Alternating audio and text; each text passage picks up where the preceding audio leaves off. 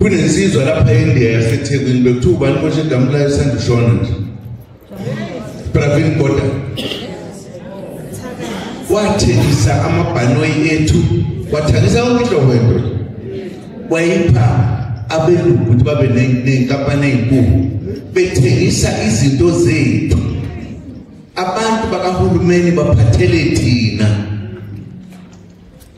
Kodwa thina asinaki lokho. Sifuna ukuqeda lokho.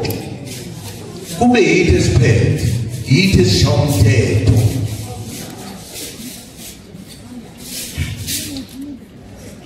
Amakhosi awabuyele esikhundleni sabo sithunzi.